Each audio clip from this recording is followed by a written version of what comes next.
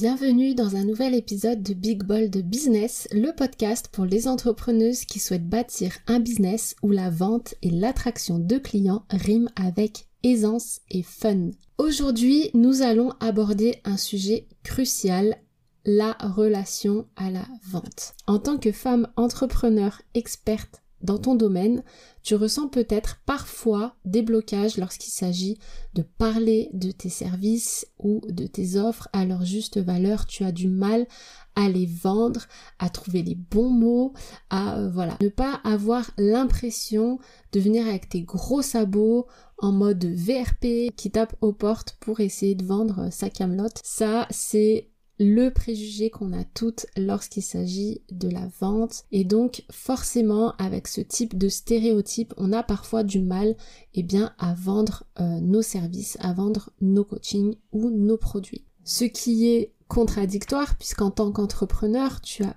probablement envie, comme tout le monde, de développer ton chiffre d'affaires. Dans l'épisode d'aujourd'hui, j'ai envie de te montrer comment en améliorant ta relation à la vente, tu vas pouvoir décupler tes résultats lors de tes prochains lancements.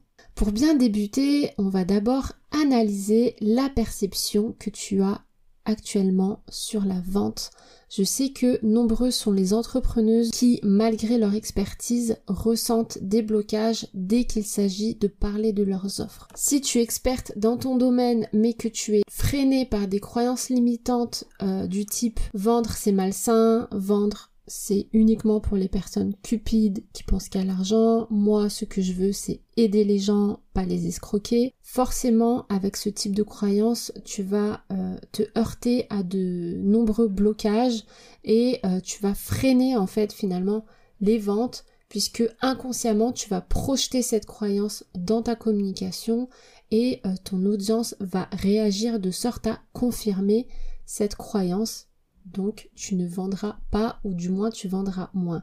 Donc la première étape, ça va être de sortir du déni, prendre conscience des croyances limitantes que tu entretiens vis-à-vis de la vente parce que, comme je te le disais, il est évident que si tu entretiens des telles croyances, il sera très compliqué pour toi de battre des records de vente durant ton lancement. Donc la première étape, c'est prendre conscience de ces pensées, des doutes que tu entretiens, puisque finalement toutes ces pensées limitantes liées à la vente vont être comme des chaînes qui vont limiter ton plein potentiel de vente, qui vont limiter les résultats que tu vas pouvoir obtenir, quelle que soit la stratégie que tu mets en place. Même si tu mets en place une stratégie marketing en béton, du moment que tu entretiens ces croyances, tu vas freiner ton potentiel de vente et donc tes résultats. Heureusement, il existe des méthodes rapides pour t'aider à briser ces chaînes mentales, ces barrières mentales, pour te permettre ensuite de décupler tes ventes. Donc on va voir tout de suite comment mettre en place des stratégies, des techniques pour reprogrammer ton esprit et transformer ta relation à l'argent. Donc une fois que tu as identifié les croyances qui t'empêchent de vendre plus, du type vendre c'est malsain, vendre c'est pour les personnes cupides, vendre c'est escroquer les gens, etc. Tu vas pouvoir mettre en place donc des techniques pour améliorer ta relation à l'argent. Par exemple, tu vas pouvoir utiliser la technique qu'on appelle l'ancrage par l'émotion positive. Cette méthode va exploiter le lien entre une émotion positive et une action spécifique pour te permettre de transformer ta perception à la vente avec une expérience qui est agréable et gratifiante. Donc je vais t'expliquer ça en détail pour que tu saches comment l'utiliser. Donc tu vas commencer par identifier une expérience passée où tu as ressenti une émotion positive et confiante en vendant quelque chose, d'accord? Donc il faut que tu puisses identifier une expérience où la vente s'est bien passée, où la vente a été satisfaisante de ton point de vue comme de celle de ton client et essayer de revivre mentalement cet instant en te rappelant toutes les émotions positives que tu as ressenties à ce moment-là. Ensuite, tu vas associer cette émotion positive à une action physique spécifique. Par exemple, tu pourrais toucher ton pouce et ton index pendant que tu revis cette émotion. Ça va te permettre d'ancrer cette émotion. Donc la troisième étape, c'est l'ancrage. Donc justement, lorsque cette émotion de confiance, de satisfaction, de plaisir, tu la ressens vraiment, puisque tu t'en souviens comme si c'était, comme si ça se passait à l'instant même, eh bien tu vas activer l'ancrage en touchant donc ton pouce et ton index ensemble, et le fait de répéter ce geste plusieurs fois, ça va te permettre de renforcer l'association entre cette action qui est de toucher ton pouce et ton index avec l'état émotionnel positif que cette expérience que tu as vécue, cette expérience positive a créé comme émotion. Du coup, une fois que tu auras créé cet ancrage entre le fait de toucher ton pouce et ton index avec cette émotion particulièrement positive liée à la vente, tu vas pouvoir pratiquer cette technique à différents moments où tu vas où tu vas devoir vendre en fait. Donc à chaque fois que tu vas préparer une stratégie de vente, tu vas pouvoir activer consciemment cet ancrage positif pour te remettre dans cet état émotionnel de confiance, de satisfaction, de plaisir que t'a procuré en fait cette première expérience. Le fait de répéter ce processus d'ancrage régulièrement, à chaque fois que tu ressens une émotion positive à la vente par exemple, au plus tu vas répéter ce processus d'ancrage, donc à chaque fois que tu vas ressentir une émotion positive liée à la vente, tu vas refaire ce geste, et au plus l'ancrage va être profond, va être ancré, et du coup avec cette technique tu vas pouvoir petit à petit reconditionner ton esprit et associer naturellement une émotion positive à la vente, d'accord? Donc cette technique d'ancrage par l'émotion positive va te permettre d'exploiter l'association entre une émotion et une action physique pour ensuite pouvoir recréer cette émotion positive à chaque fois que tu en as besoin, donc au moment où tu vas devoir vendre quelque chose, d'accord? Donc tu vois que en utilisant cette technique régulièrement, tu vas pouvoir créer un lien positif avec la vente, déconditionner la relation malsaine que tu avais vis-à-vis de la vente. Évidemment, ce n'est pas non plus une technique miraculeuse, d'accord? Mais en l'utilisant régulièrement, tu vas pouvoir transformer progressivement ta perception de la vente et l'expérience qui est liée au fait de vendre, d'accord? Donc tu vas pouvoir petit à petit vendre avec plus de confiance, avec plus de plaisir, de satisfaction. Il existe évidemment d'autres méthodes, donc je vais pas pouvoir te détailler tout dans ce podcast, mais tu connais probablement les affirmations positives, donc qui consistent à répéter des phrases positives et affirmatives pour reprogrammer encore une fois ton esprit et adopter de nouvelles croyances. Donc plutôt que de penser vendre c'est malsain, eh bien tu pourrais utiliser comme affirmation: je prends du plaisir à parler de mes offres tous les jours, j'attire naturellement mes clients idéaux lorsque je parle de mes offres, etc., etc. Tu peux également utiliser la visualisation, qui est une technique qui fonctionne aussi très bien.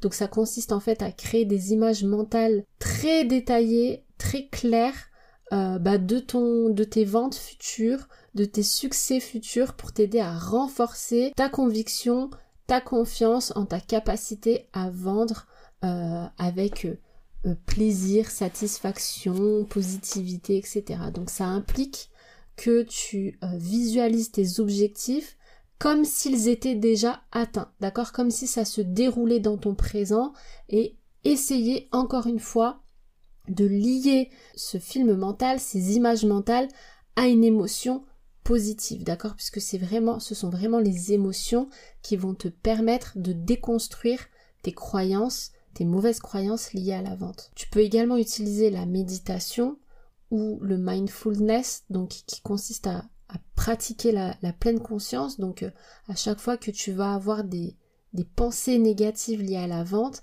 eh bien pour t'en débarrasser, tu vas d'abord essayer de les observer, d'accord, de les identifier, voir quand elles surviennent, pour ensuite être capable de reprogrammer ton esprit avec des pensées plus soutenantes. Tu peux également utiliser le journaling ou l'écriture, donc le fait d'écrire régulièrement sur tes pensées, le fait d'écrire les émotions que tu ressens, les croyances que tu as vis-à-vis de la vente, et du coup, si tu souhaites pouvoir les transformer, ancrer de nouvelles croyances dans ton esprit, tu vas pouvoir écrire donc de nouvelles croyances dans ton journal et puis surtout voir en fait identifier les schémas de pensée négatifs que tu as parce qu'en fait il n'est pas possible de sortir d'une mauvaise relation, que ça soit à l'argent ou à la vente, tant que tu n'auras pas identifié les schémas de pensée qui te conduisent en fait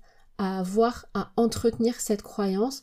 Si tu ne sais pas, si tu n'arrives pas à voir d'où ça vient, à comprendre l'origine, finalement ça sera difficile de transformer ces croyances en pensées plus constructives.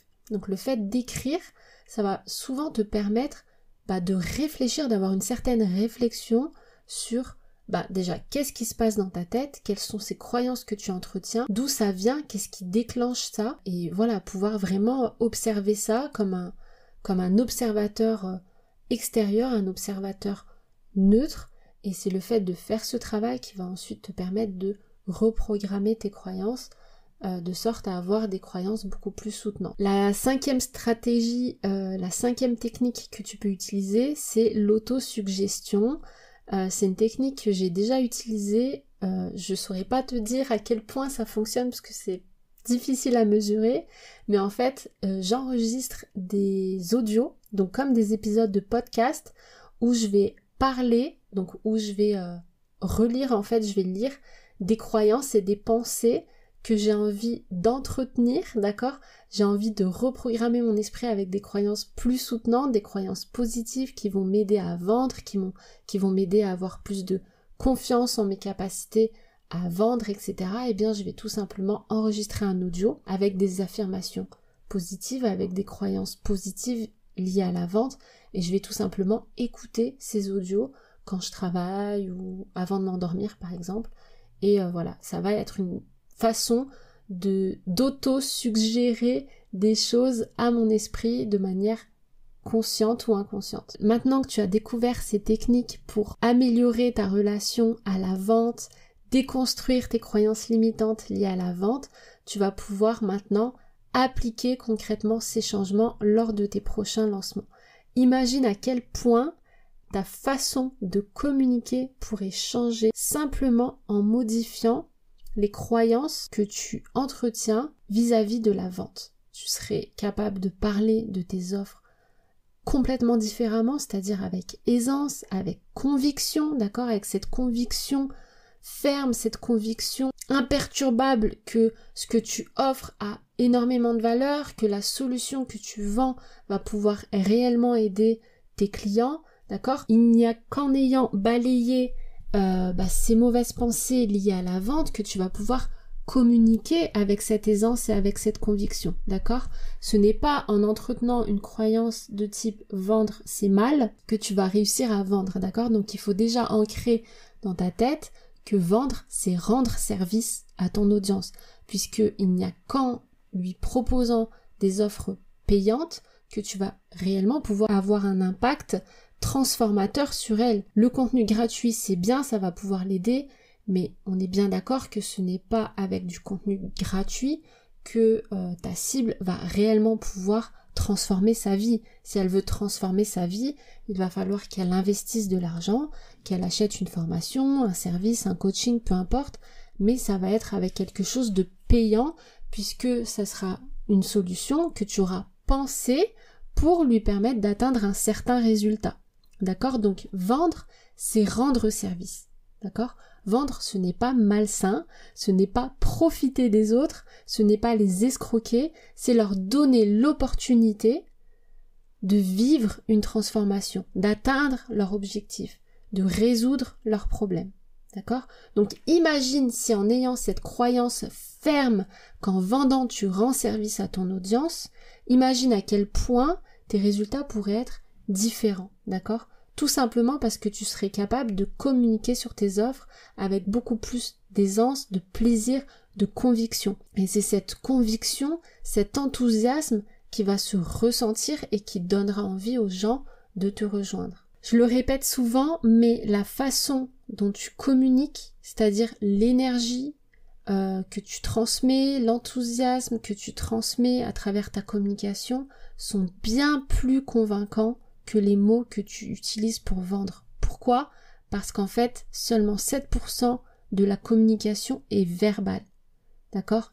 Ça veut dire quoi ? Ça veut dire que 93% de la communication est paraverbale et non verbale. Ça veut dire concrètement que tes intonations, ton timbre de voix, ta posture, ton sourire communiqueront davantage de choses que les mots, d'accord, que tu utilises.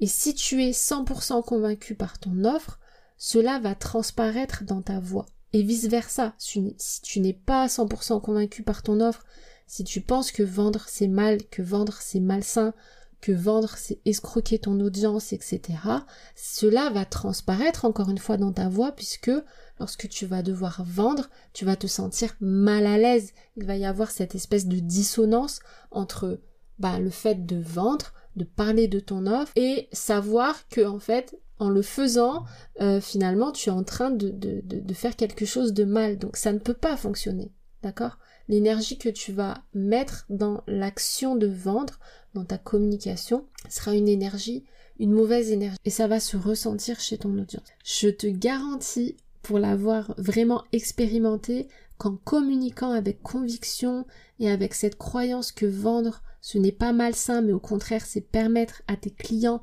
d'obtenir une solution qui va réellement les aider, tu verras une différence immédiate et totale dans la façon dont ton audience va réagir et acheter. Donc tous ces aspects-là, ce sont des aspects que j'enseigne dans mon coaching One-on-One Becoming the One. Il s'agit d'une offre très spéciale, un coaching vraiment d'exception dans laquelle je te partage absolument tout ce que je sais, tout ce que j'ai appris depuis 5 ans sur la vente, la communication, le money mindset et le leadership pour te permettre de te positionner comme le choix numéro 1 de ta cible. C'est le coaching qui a permis à mes clients d'avoir le plus de transformation. Récemment, une de mes clientes a généré plus de 45 000 € en à peine quelques semaines. Donc si tu as envie de sécuriser ta place pour faire partie de ce coaching avant que le prix n'augmente au mois de janvier, je t'invite à me contacter en DM Instagram pour qu'on discute de ta situation, qu'on voit si cette offre correspond à tes besoins, à ce que tu désires et si ça match en fait tout simplement entre nous. Donc on arrive déjà à la fin de cet épisode. J'espère que tu as compris à quel point ta relation à la vente peut impacter tes résultats et comment le fait de travailler sur tes croyances peut totalement renverser la manière dont ton audience va réagir pendant tes lancements. Si tu es une experte dans ton domaine, malheureusement, ça ne suffit pas pour attirer des clients et vendre avec aisance. C'est vraiment le fait de travailler sur tes croyances, de travailler sur la communication que tu mets en place et l'énergie que tu dégages en fait lorsque tu parles de tes offres qui va réellement avoir de l'impact sur tes ventes. Donc rejoins-moi en DM Instagram si tu as envie de travailler avec moi ou sinon tu peux découvrir mes programmes de vente et de communication dans la description de cet épisode. Merci de m'avoir écouté. N'oublie pas de t'abonner pour continuer à découvrir comment propulser ton business vers de nouveaux sommets avec des conseils marketing, copywriting et mindset. Je te dis à très bientôt.